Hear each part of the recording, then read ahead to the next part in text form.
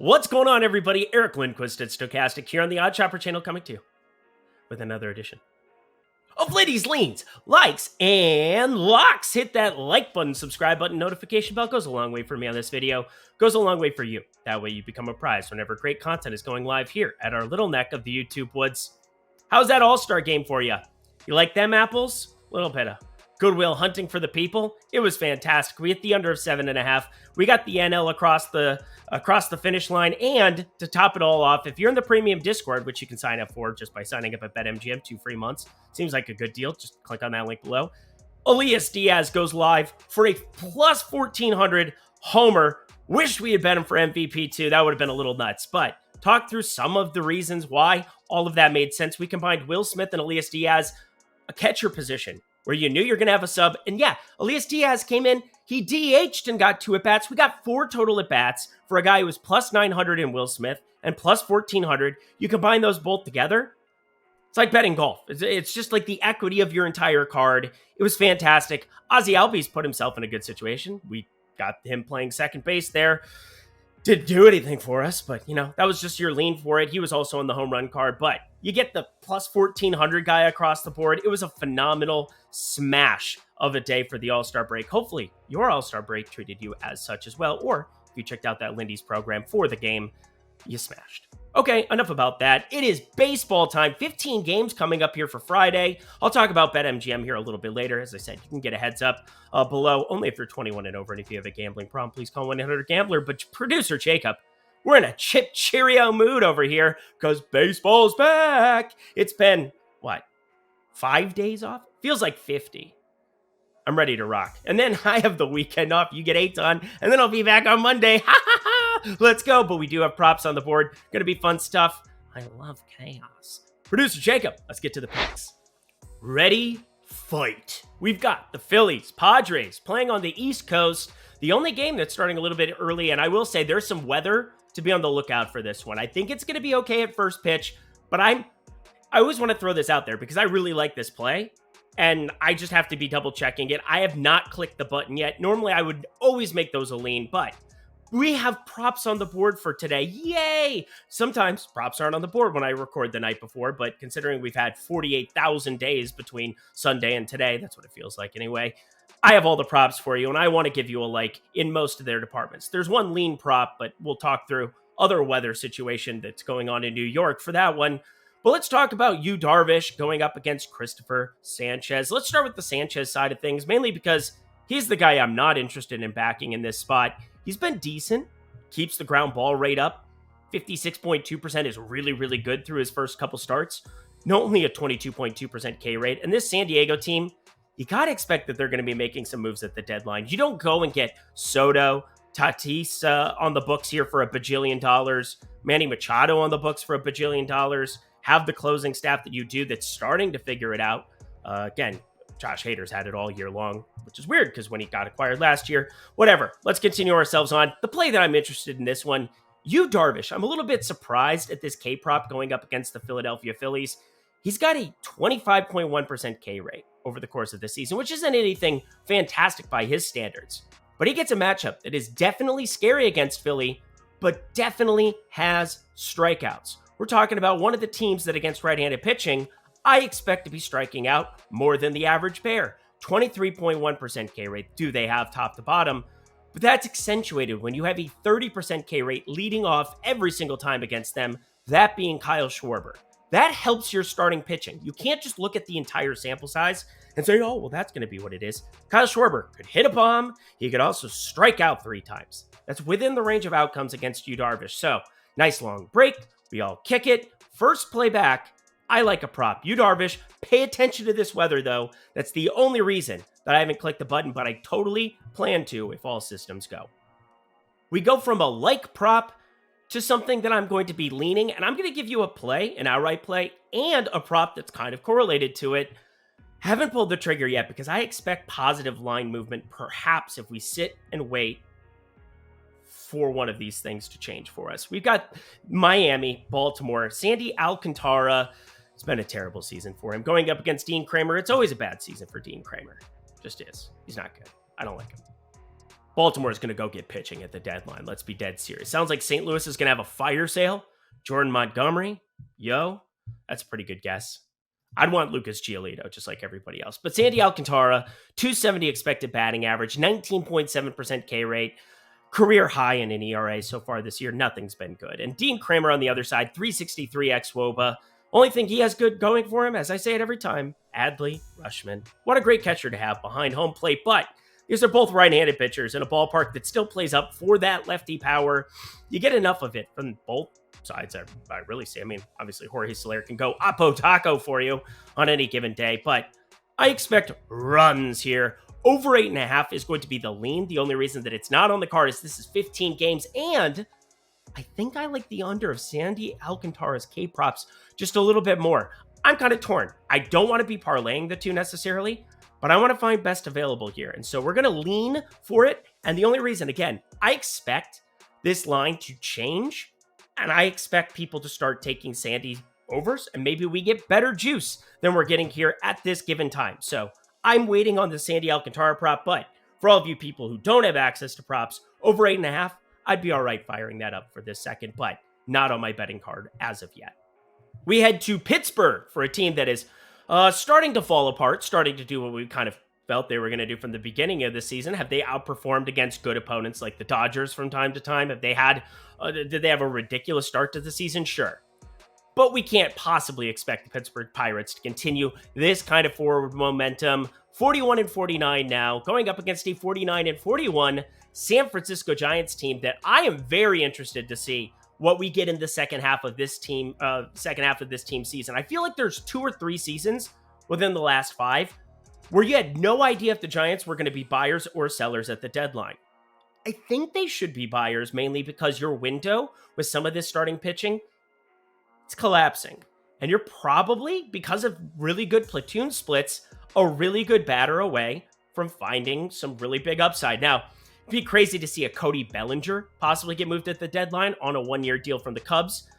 It'd be treasonous to the LA folks. You also could see Chris Bryant return after his hot cup of coffee he had at the deadline from the Cubs to the Giants during their playoff run there. Lots of opportunities, I think, for the Giants to maybe get a little bit better at not too high of a cost. So doesn't really do us anything for tomorrow. Just wanted to talk a little baseball, talk a little shop with my friends, but mainly because I'm trying to avoid this game like the plague. Ross Stripling on one side having a horrible year, going up against Rich Hill. These are 2 former Dodgers who have found no form this season.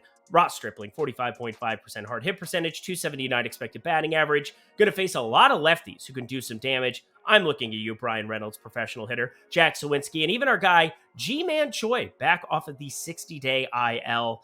Came out of the gate, hit a homer, went on the break. He's a good lefty. He's a good lefty. Rich Hill, 363 xWOBA, but he's not a good lefty from the pitching perspective. You get the likes of a J.D. Davis, Austin Slater. You know you're going to get his 50.8% hard hit percentage, which is almost a sample size entirely made up of facing left-handed pitching because, well, they just don't like to do the inverse. Just never faces righties. Wild stuff.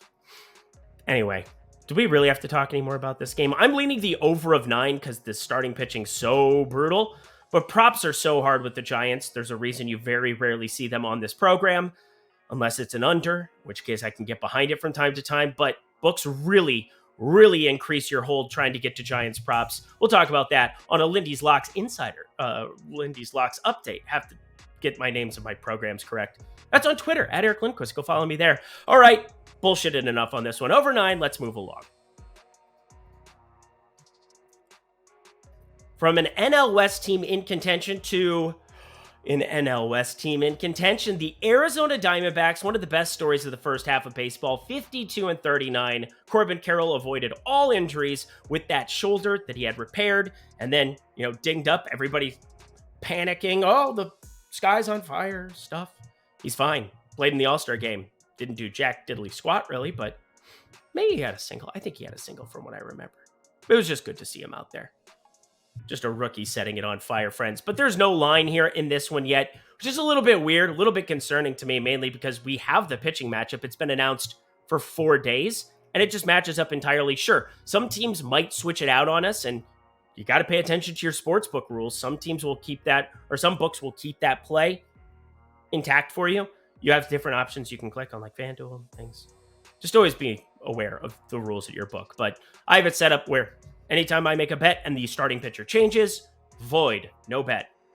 Huge part of what I do here on this program. Kind of want to have that work in my favor more times than not, getting the right numbers. So small little piece of news there for you. But Ryan Nelson, the Arizona Diamondbacks, not my favorite guy to back, but Chris Bassett on the other side, we get very inflated numbers if he ends up being the guy on the mound. If we get something north of minus 170, minus 175 for Chris Bassett here, I'm always going to be jumping on the Arizona side. And especially if I can get it on the plus 1.5 side of it, yeah, if we can get to the run line and find ourselves close to even money here, I think this would turn into one of my favorite plays on the board for tomorrow. So Chris Bassett, assuming he ends up being the starter here, he's been decent enough, but got interviewed, said he doesn't believe in advanced analytics. That's not my favorite thing to hear. 333 xWOBA, 252 expected batting average, and a 431 expected slugging against a team in Arizona that has had lots of success against right-handed pitching over the course of this season.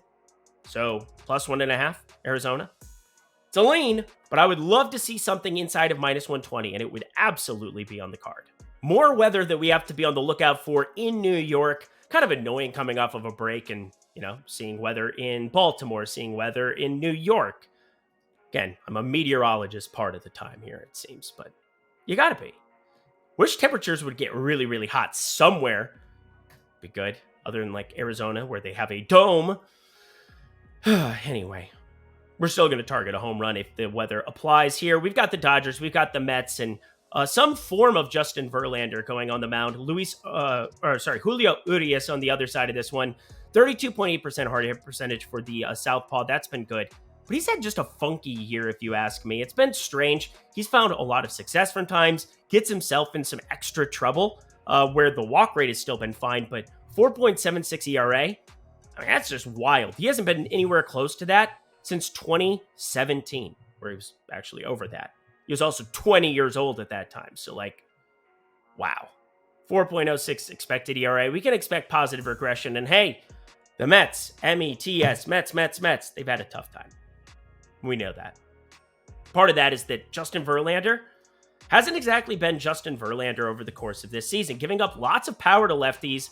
Does have a 293 xWOBA, but a 44.1% hard hit percentage overall with a 15.7 degree launch angle and just a 19.7% K rate. Oh yeah, it's me talking to myself in your head. It's me. Hi, I'm the problem. It's me. I'm a little bit hyper. Sorry. Max Muncy. He hits the ball really, really hard when he makes contact. And one of my favorite things to do, said it a million times on this program, if there's a guy on the board who strikes out a ton, and he's facing somebody who's not striking out batters at a high clip, Justin Verlander sub 20%. Name recognition is inflating this line, in my opinion. I have a lean on Max Muncy to hit a home run. The only reason that I haven't fired this and called this a lock is because I need to see the weather tomorrow. My voice is crackling. I know you don't care. Max Muncy to home run. That's my favorite play from the game, by far. All right, let's get to some likes, shall we? There we go. I've got my water. I'm refreshed. I can speak again. The Cincinnati Reds, one of the best stories in baseball, period. I'm going to just apparently recap everybody's first half of the season. I think we all like them, don't we? They're young. They're talented. Sexy. They play sexy baseball. They play Margot Robbie baseball. But they have to face Corbin Burnes in this one. That isn't exactly ideal. 33.1% hard hit percentage, 299 xWOBA, and a 364 expected slugging. Good numbers against righties and lefties alike, but he does have a 9% walk rate. The K rate is only at 23.1% this season, and he's going to be pitching in Cincinnati, kind of a favorable hitter's park. You see what the Rock's cooking? Oh yeah, shut up. No, we can't say that. We're not going to say that on this program. It's a family program. No, it's not. I fucking swear all the time. But we're going to go over to the other side of this one with the Cincinnati Reds. Money line, I'm a big fan. Graham Ashcraft, he had north of a 10 ERA coming into his last two starts, but I really don't care. He's looked a lot better coming off of two quality starts. I'm not sure that I completely buy in to that he's just fixed, but I do buy in that he's pitched at this ballpark way more. I do get that he has a Milwaukee matchup, which is a lot more fun than what Corbin Burnes has, and I'm getting plus money on Cincinnati, even if it's just 2 cents more. I don't care. Plus 102, money line Cincinnati. They've been a calling card, the most profitable team on the money line of the first half of the MLB season. Look it up, I'm right. Cincinnati Reds, fire it up for a like. In the words of Pirates of the Caribbean, what you know about parlay? Oh yeah, we're throwing it together for you, friends. I get to do all the things today. We've had these lines out. I don't know, the books hate us, and we have a couple of no lines still available because I don't know why. I'm a little bit confused. We should have all this starting. I know who's going to be pitching tomorrow. I'd be very confused if something actually switches. Rug gets pulled out from under me, and then they're just smarter. But either way, Atlanta, they're going to be hosting the White Sox here. And White Sox, they're going to be sellers at the deadline. I will just throw that out there ahead of time. The AL Central is just the worst. As a Minnesota Twins fan, I could just throw that out there. But Michael Kopech, he's coming off the IL. I can't imagine you want to be facing the Braves your first time back. He did have a 26% K rate, but he has a 13% walk rate. It's his first start in quite some time. I'm a little bit confused why they would just want to throw him under the bus here in this spot, but such is life. He did have a 4.08 ERA and looked pretty decent. Not the K stuff that we're accustomed to seeing Michael Kopech have from time to time. Obviously, that's different when you're a bullpen arm from 2 years ago when he was elite in that department compared to being a starting pitcher, which he's always tried to be, even if injuries have kept him from that type of responsibility. But coming off of a start, well, it was all the way back in June. We're talking June 27th. It's been a hot second since we've seen Kopech. Best of luck to you against Atlanta. Charlie Morton on the other side of this one. Not exactly bullish on him here, but I think he can give up a couple to the White Sox. Luis Robert not going to be here. Gets dinged up doing the home run derby. How cursed are you, White Sox? How cursed are you? But that's going to add another lefty bat into the fray, which they have a couple of them that they can at least try to make that work. But it's going to be Jimenez. Going to be probably, you're looking at Oscar Colas coming up. He's a lefty. Probably have never heard of him, have you? Don't Google it. I'm just right. Either way, you, friends, need to be involved with Atlanta in this capacity in some way, shape, or form. And I'm going to do it in parlay form because I was able to calculate out exact juice for you. Plus 230 or better is what I'm looking at as the target for Atlanta minus 1.5 plus the over of 9. Gets the thumbs up. I guess, is this the right thumb? No, it's got to be this one. No? There it is. There it is. It's one of the two. I can't turn it like that. Why is it that way? All right, you're going to be very confused in podcast form as we go to this next game, but I just realized that the fingers are forward on the thumbs up emoji. Have you never noticed that before? What are we doing here? Why is that a thing? Whoever shows the thumbs up not as knuckles forward? A bunch of serial killers there at Apple, my God. Or whoever invented the emoji stuff. Just put the lotion on the skin, something like that. Whatever. Let's talk baseball and get over that. That's just weird to me. Boston, Chicago, the Cub version of Chicago after we talked about the White Sox version of Chicago. I'm very intrigued to see what the Cubbies try to do because they should be unloading some of these guys on one-year deals. I got to imagine every pitcher's for sale. And then, well, Cody Bellinger. That's a big question mark. He'd look good in Dodger blue, wouldn't he? What a time to be alive. Not have to pay him for the whole year and maybe get him for the playoff run. That's the only thing the Dodgers care about anyway.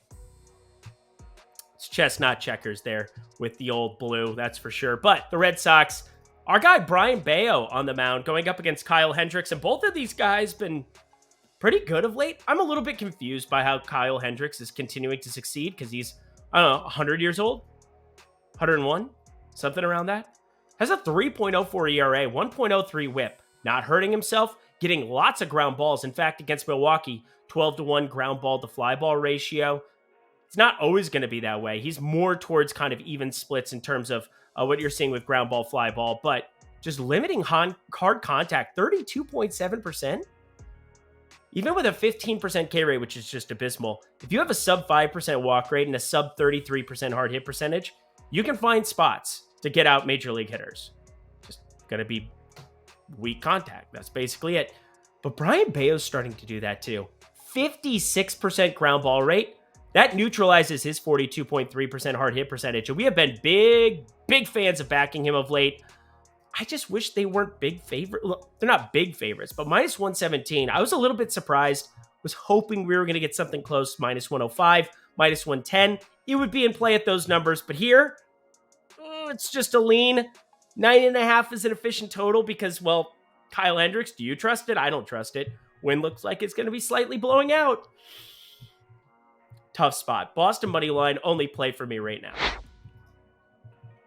I know you missed that face. Look how charming and how happy he is. Hey, BetMGM. All you have to do, my friends, if you want 2 months of the premium Discord where, I don't know, we just rocked the MLB All-Star game together, absolute smash fest down there. You want to join that, have one of the hardest working analysts in the business, not to toot my own horn, but it's kind of true. I really like this and I'm really trying to be helpful and I make money and I have a track record of doing it for 7 years. So if you trust those things, which I have evidence, I have the 1099s, you get 2 months, friends, of all of that for free. You get pick my brain at all hours of the day, so long as I am not walking my dog or out to dinner with my wife, because then I'm probably watching sports. Ask her. It's true. It's a fact.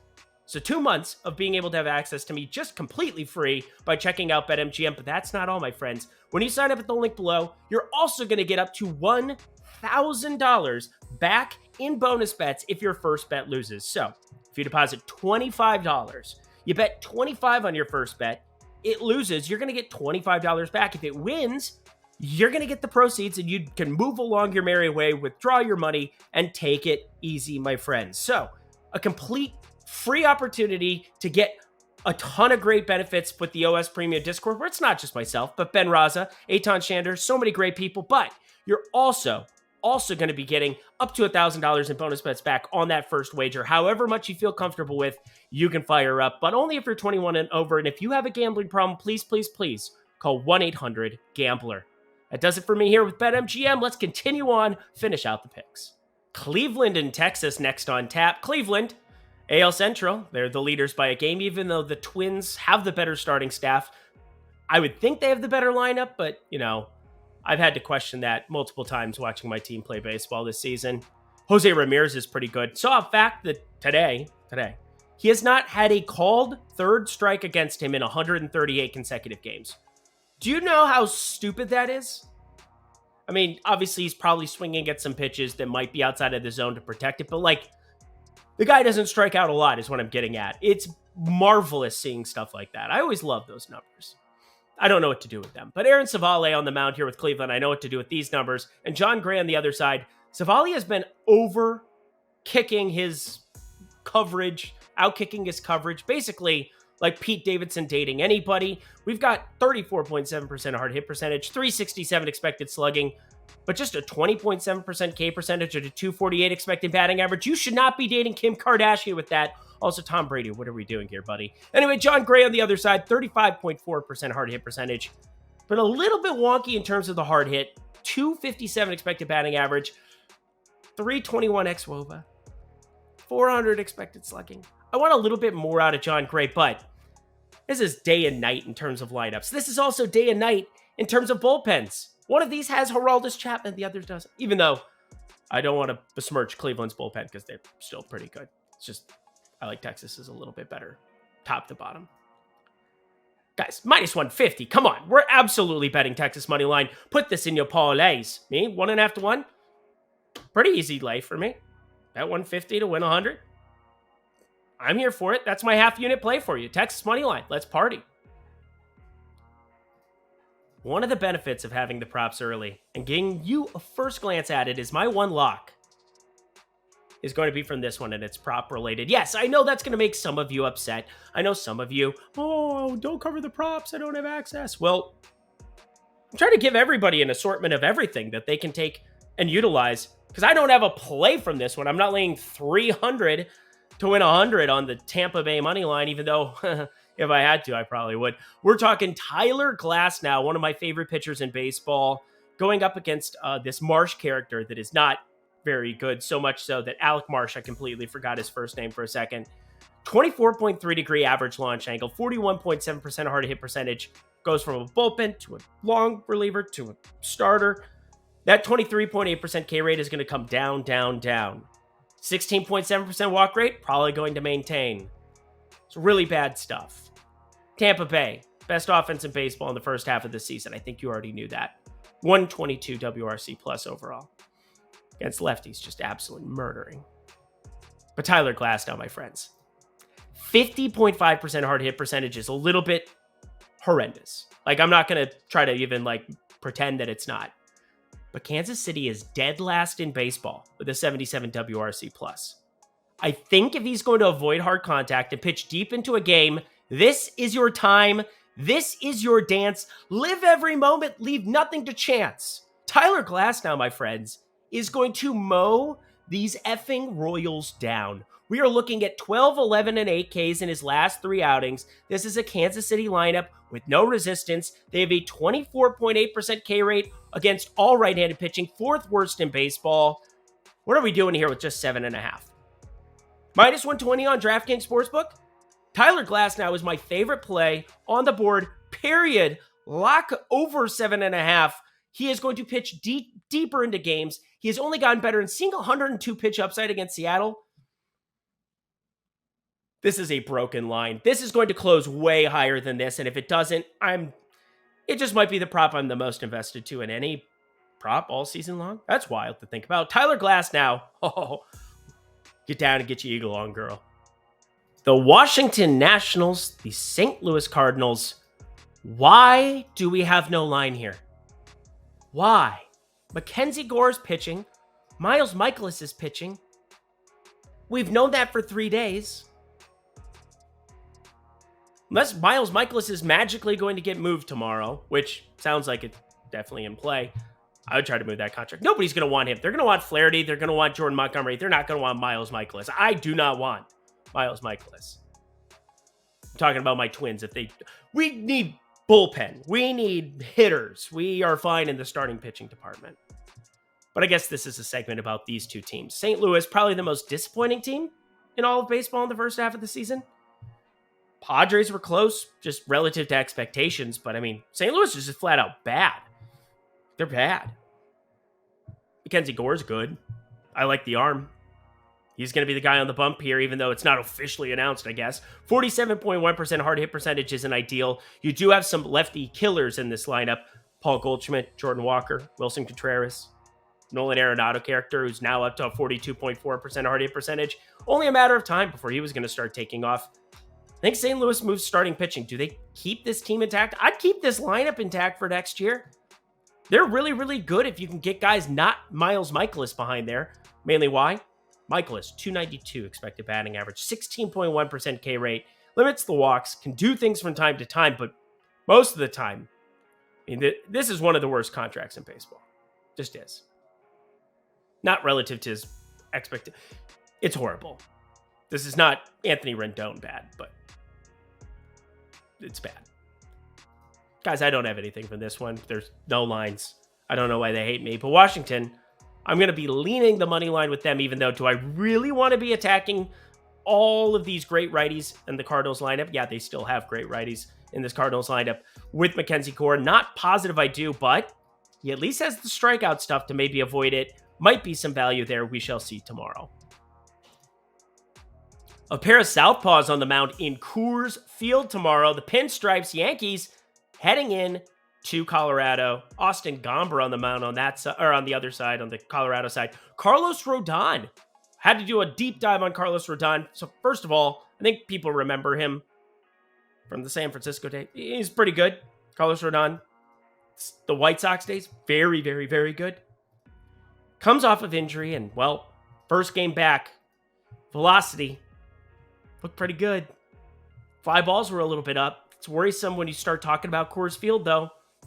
Lots of different things. But four-seamer, slider, changeup combination, that's what you're looking at. And year over year, 2022 to 2023, same velocity on the fastball. So at least that was consistent. It is down a little bit, though, from the days of yore, the 2020, 2021, absolute Carlos Rodon, Cy Young type stuff, ridiculousness.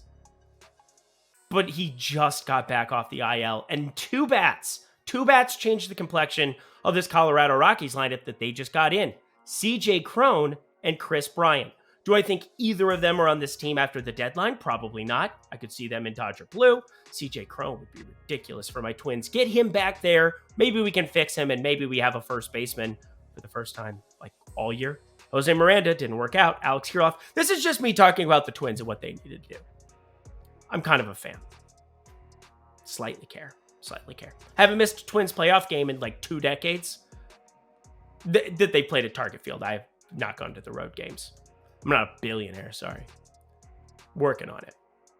Make that money, honey. But we're looking at Carlos Rodon and Austin Gomber on the other side. And Austin Gomber is definitely the one who's far more targetable. 381 xWOBA, 299 expected batting average, 535 expected slugging, gets no strikeouts. And now, this Yankees lineup is close to a fully operational Death Star. They need their Darth Vader. They need Aaron Judge back in the mix. He's not going to be there.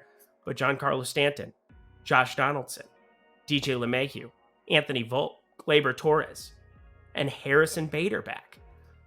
Those are 6 righties with some pop.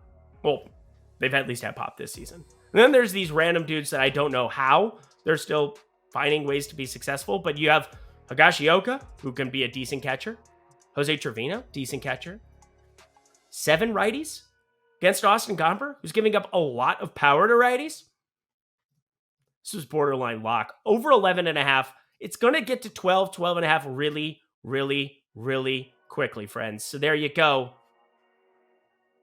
That's it. Over 11.5. 3 games to go, my friends. Hit that like button, subscribe button, notification bell. Did you miss me? I missed you too. With that, let's talk about another lean, because I know that that's what you're excited about. The Houston Astros, the Los Angeles Angels. Shohei Ohtani on the mound. That seems important. Going up against JP France, a little less important. 17.6% K rate, 37.4% hard hit percentage. And, well, this Angels team does look different, but I will say, Mike Trout was having the worst season of his career. Just is what it is. So he's on the IL. Broke his finger. It's a bad deal. Really sucks. Fractured left hamate bone.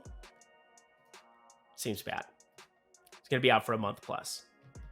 I don't know. They're going to be unloading Shohei Ohtani for a stint, for just a rental, basically, and hoping that he comes back. I'd be very careful where you let him go off to, because if he goes up the freeway to Dodger Blue, it's problematic. Or, I don't know, Seattle just put roses at his feet. 29 other teams would have done the same damn thing if they had the All-Star game in their building, so is what it is. Shohei Ohtani's just exceptional. What do we even say? Dude's been the best batter in baseball all season long. He's top 10 pitcher in baseball. Has one of the top 3 pitches in baseball, the splitter. I don't even really know what to add. Here's the main thing. Do I want to be backing this Angels line at minus 160? No, I do not. Do I want to pick on Shohei Ohtani? No, I do not. Do I also think in a ballpark like Anaheim, 8 is the perfect run total for these 2 pitchers on the mound? Yes, I do. This is a difficult game to really get any grasp of what to do. I thought about putting Kyle Tucker to steal a base on the board, which is a wild one. Not really. Kyle Tucker's fast and very good at baseball and one of my favorite players in baseball, period.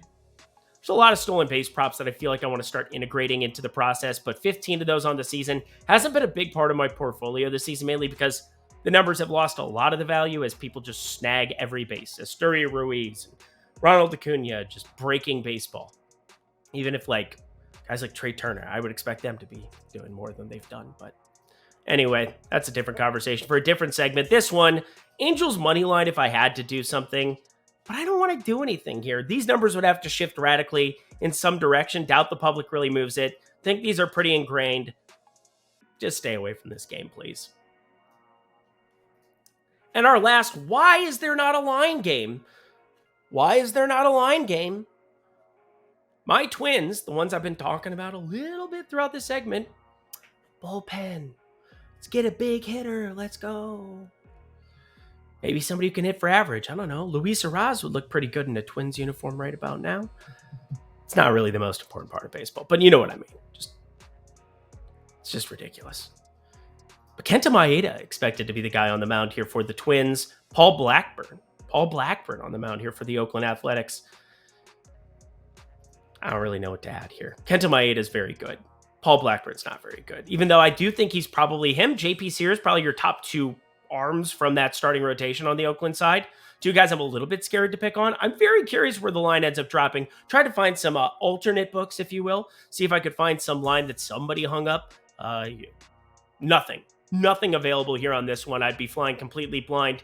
Part of that is Kenta Maeda, 49% hard hit percentage, but a 25.5% K rate.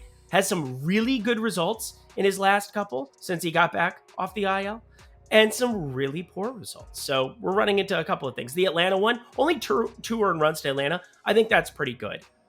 5.18 ERA on the season, that's not great. But yeah, his 3 starts have actually been pretty darn decent since getting off the IL. Paul Blackburn on the other side of this one, though. Do we really want to go out of our ways to be backing him in any kind of a major way? I don't know. He's hard to target, though, too. A 32.7% hard hit percentage, 389 expected slugging, 24.1% K rate. I'd say he's getting a little bit unlucky to have a 4.87 ERA. That's shown out by his 3.92 expected ERA. So while I lean Minnesota minus 1.5, this number could open anywhere. I have no idea. No clue. Home run props, tried to put them together. Minnesota, you're just pissing me off. Can't do it. Probably not going to have anything from this game, which is sad. But we're leaving here with a like, my friends, the Detroit Tigers and Eduardo Rodriguez on the bump. Hey, Erod back in our lives. He's been back for a hot second. But Luis Castillo here did not end up having to have his services used in the All-Star game. A little bit surprising. It was in Seattle. They ended up giving George Kirby the ball, and that was that was a nice moment. 231 expected batting average, though, for Castillo. 27% K percentage, 6.4% walk rate, but we're going to walk through this. Well, I almost locked this. I did not. Number 1 ballpark for run prevention, but 7? Eduardo Rodriguez has had a phenomenal year. Don't get me wrong, but he just got back off the IL, and not in a pretty way. The velocity was down, gave up 5 earned runs, didn't look good in his first outing back, and we're hanging up a 7 against a righty-heavy Seattle team? Am I taking crazy pills? Now, there is some juice on the over of 7 here, minus 115, but that's nothing crazy. Nothing outside of the norm. This is borderline lock material to round out your day. But just throwing it out there, coming off of an All-Star game. Eduardo Rodriguez, yeah, he had been good. 3.25 expected ERA. That first outing does not inspire a lot of greatness coming off of the IL, so I think we want to be taking a shot on this. Pretty Seattle heavy. Hopefully they can do the damage, but I don't really want to parlay it with minus 200. It's not worth it. Over 7, I like it to round out our... And that does it for another edition of Lindy's Leans, Likes, and Locks. Head to that comment section below. Let me know how much you missed me, how much you love me. Let me know how much money you won during the All-Star game, because we won a lot. It was a really nice break. That All-Star game has been really profitable the last couple of years for us. Thank you, Elias Diaz. You the man. You the real one. But also a real one. BetMGM. Get yourself 2 months of that OS Discord. That's myself, Ben Raza, Eitan Shander. Get our betting cards. For me, it's every single Sunday through Friday. I'm firing that up for you.